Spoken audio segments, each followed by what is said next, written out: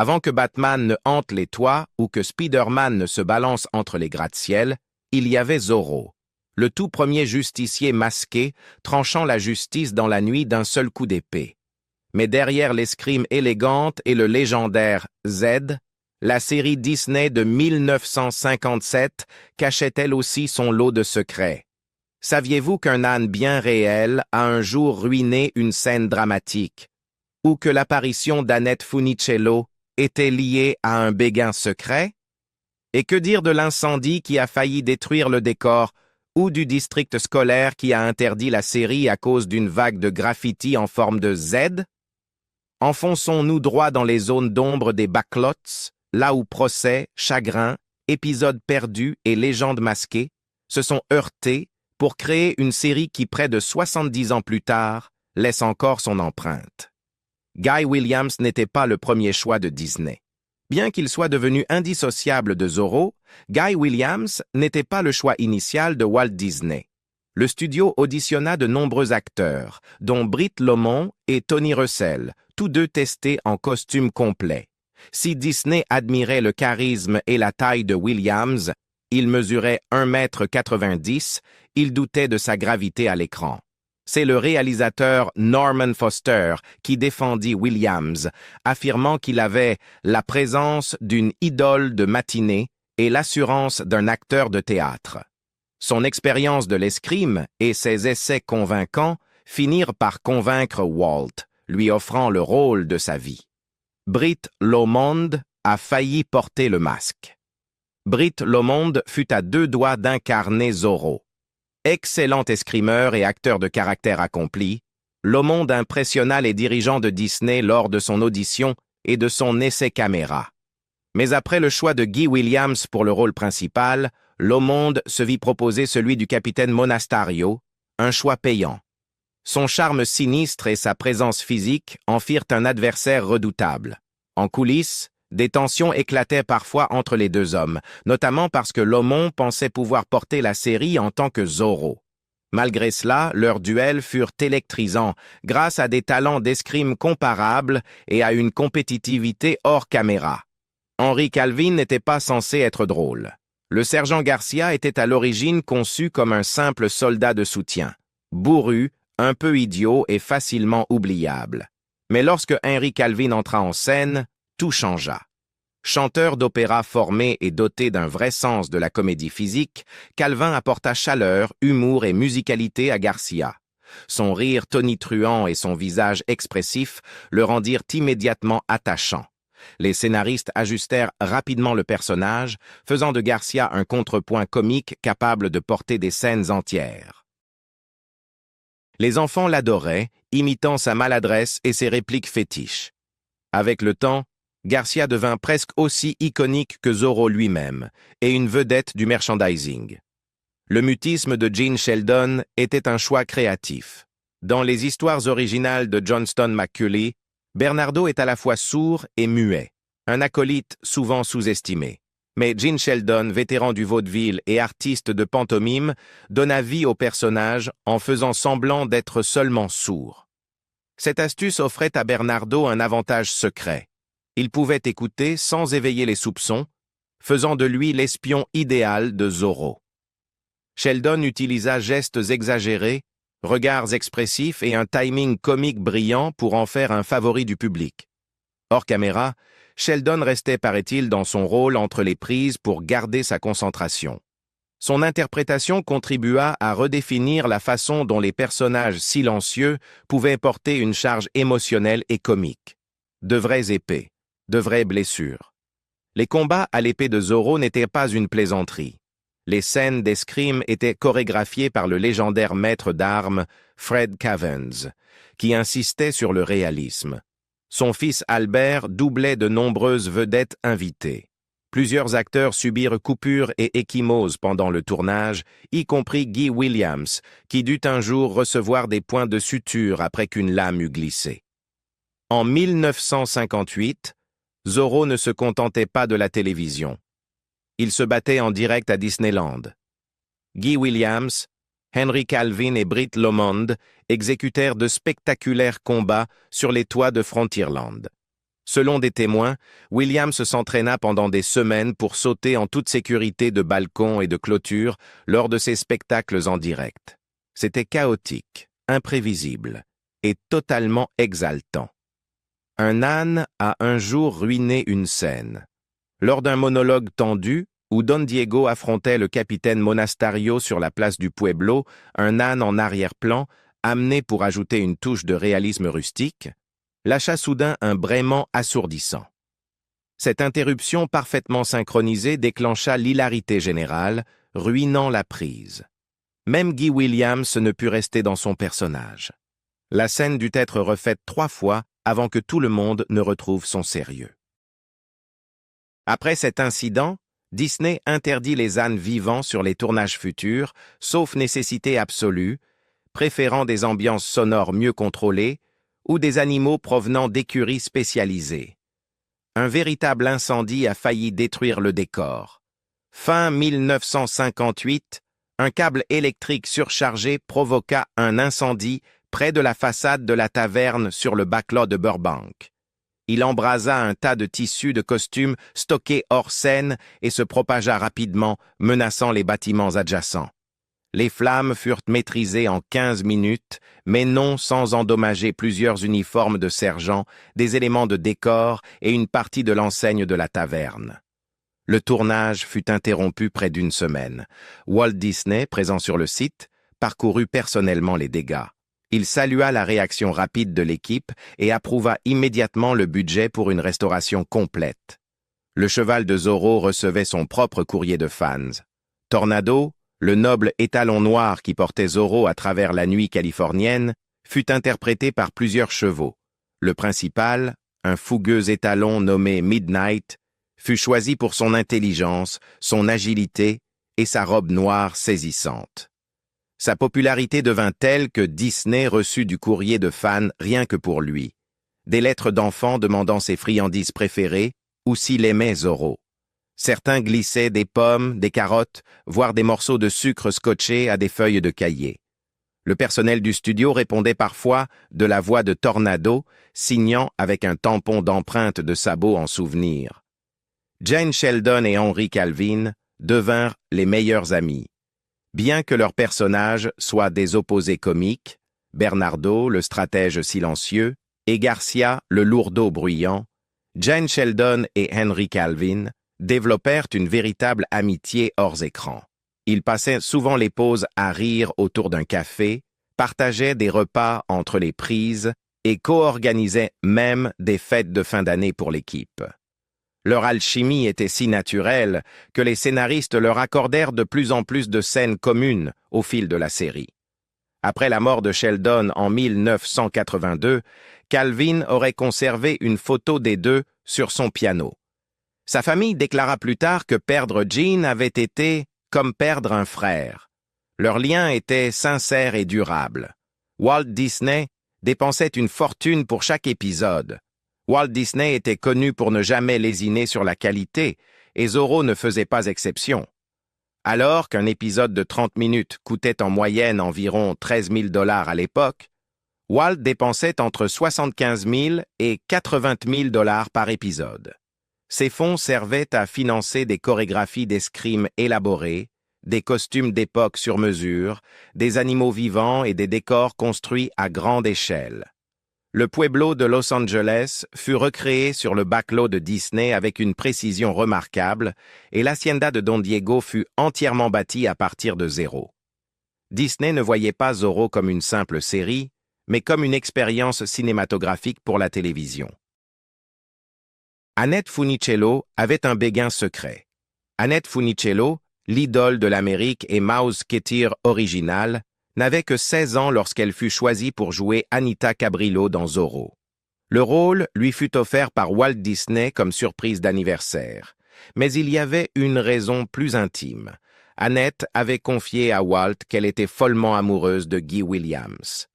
Conscient de cela, Walt organisa sa participation à plusieurs épisodes à ses côtés. Bien que Guy fût déjà marié, Annette se souvint plus tard de cette période comme magique. « Je rougissais tout le temps », admit-elle dans ses mémoires. Walt savait exactement ce qu'il faisait. la série fut annulée à cause d'un procès. Bien que Zorro afficha d'excellentes audiences et disposa d'un public fidèle, la série s'arrêta brutalement après seulement 2 saisons. La raison n'était pas créative, mais juridique. Une guerre légale en coulisses entre Walt Disney Productions et ABC. Au cœur du conflit se trouvait la propriété des contenus télévisés de Disney, dont Zorro, The Mickey Mouse Club et l'anthologie Disneyland. Disney exigeait davantage de contrôle et une meilleure répartition des revenus. En signe de protestation, Walt retira Zorro de l'antenne. Fait remarquable, il conserva Guy Williams sous contrat et à plein salaire pendant des années durant l'impasse, espérant relancer la série. 4 derniers téléfilms furent tournés en secret.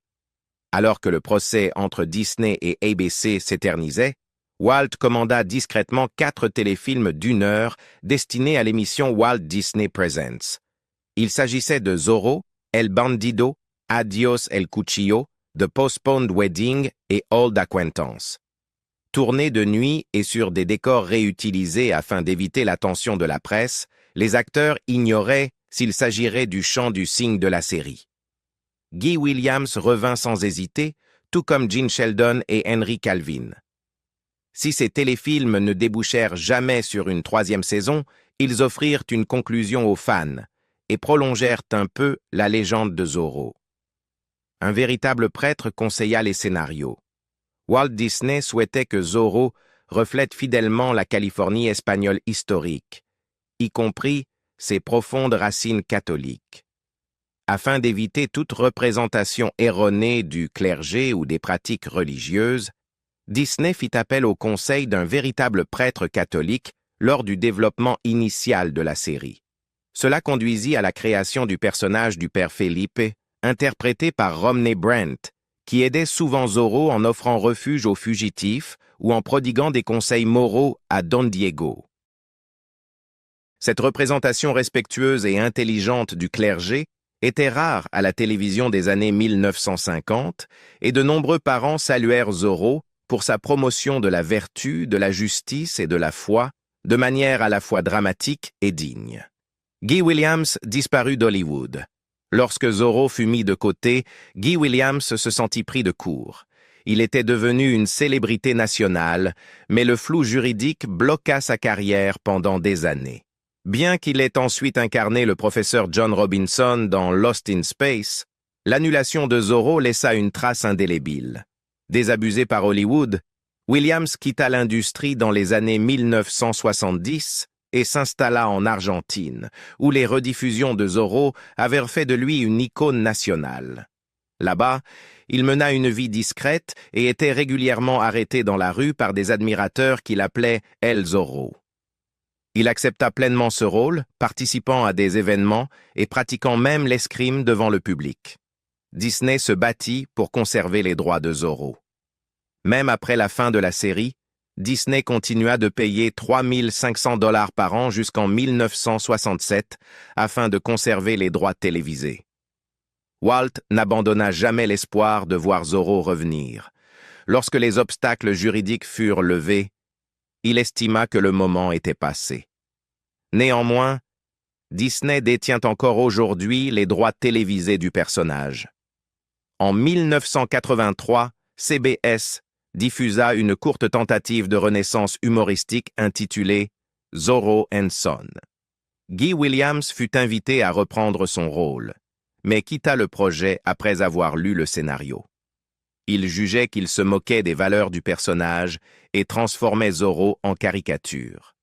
La série fut un échec. Les critiques la qualifièrent de tentative manquée sans mordant.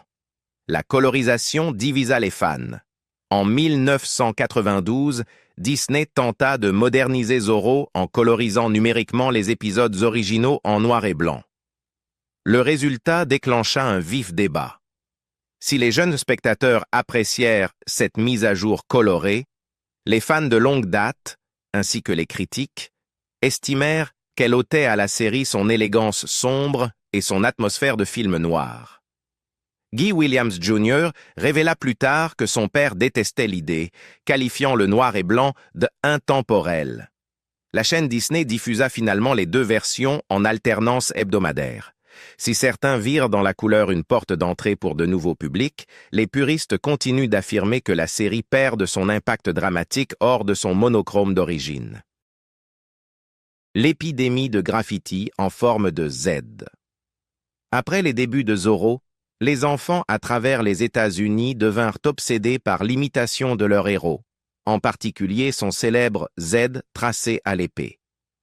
Bientôt, les écoles signalèrent des vagues de graffiti, bureaux, tableaux noirs, casiers et même miroirs des toilettes se retrouvèrent marqués de Z gravés ou tracés à la craie. Dans un district scolaire de l'Indiana, la série fut temporairement interdite en 1958 après l'explosion des coûts d'entretien. Les enseignants supplièrent les parents de calmer leurs petits justiciers. En réponse, Disney diffusa un message de service public rappelant aux enfants que la marque de Zorro était faite pour la justice, pas pour le bureau du proviseur, ni pour votre pupitre à l'école. Plusieurs stars connurent des fins tragiques. Derrière le ton enjoué de la série, le destin de ces stars fut souvent doux amer. Jen Sheldon, adorée pour son génie silencieux dans le rôle de Bernardo, se retira dans une grande discrétion et mourut d'une crise cardiaque en 1982. Henry Calvin, dont le rire tonitruant définissait le sergent Garcia, s'éteignit en 1975 à seulement 57 ans après des années de santé déclinante et de rares opportunités de travail. Guy Williams, le visage de Zorro, partit vivre en Argentine et mourut seul en 1989. Son corps ne fut découvert que plusieurs jours plus tard. Des fans du monde entier furent en deuil, non seulement d'un héros adoré, mais aussi de la fin d'un âge d'or. Le gouvernement espagnol protesta contre la série. Malgré son immense popularité, Zorro suscita l'hostilité de responsables espagnols qui estimaient que la série présentait l'Espagne coloniale comme un régime cruel et corrompu. Des plaintes diplomatiques furent déposées par des consulats espagnols à New York et à Los Angeles, critiquant la représentation d'officiers militaires comme le capitaine Monastario, jugé caricature oppressive. Un responsable madrilène accusa même Disney de distorsion historique délibérée. Le studio ne répondit jamais publiquement. Ironiquement, la controverse attisa la curiosité internationale et contribua à accroître l'audience de Zorro dans les pays hispanophones, où il devint un symbole de justice et non de rébellion. La série inspira la création de Batman. L'héritage de Zorro dépasse largement la télévision. Bob Kane, co-créateur de Batman, a reconnu ouvertement que Zorro, en particulier la version Disney, avait fortement inspiré le Chevalier Noir. Les parallèles sont évidents. Un homme riche à l'identité secrète, un fidèle serviteur dans la confidence et une mission masquée au service de la justice, souvent menée de nuit. D'ailleurs, dans le canon de DC Comics, il est établi que les parents de Bruce Wayne furent assassinés après avoir emmené leur fils voir The Mark of Zorro. Sans Zorro, Batman n'existerait peut-être pas. Le bretteur masqué a gravé sa marque à jamais dans l'histoire de la bande dessinée. Certains costumes furent recyclés pour les parades de Disneyland. Après la fin du tournage, Disney ne laissa pas la magie de Zorro s'éteindre. De nombreux costumes originaux, dont l'uniforme du sergent Garcia et la cape noire de Zorro, furent réutilisés lors de spectacles et de parades à Frontierland, à Disneyland. Des acteurs du parc incarnaient Zorro lors de rencontres avec le public, au grand bonheur des enfants.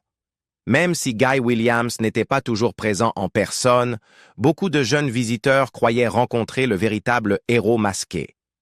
Certaines pièces originales de la garde-robe furent ensuite archivées par les historiens de Disney. Aujourd'hui, elles sont considérées comme des objets de collection rares, parfois prêtés à des expositions célébrant l'héritage télévisuel de Disney. Des combats à l'épée qui tournèrent mal au procès qui firent taire la légende trop tôt, des béguins secrets aux controverses dissimulées, ce n'était pas qu'une simple série, mais un phénomène bâti sur l'audace, le charme et une touche de mystère. Alors dites-nous, quel fait vous a le plus surpris? Avez-vous grandi en regardant Zorro? Ou découvrez-vous seulement maintenant le héros masqué?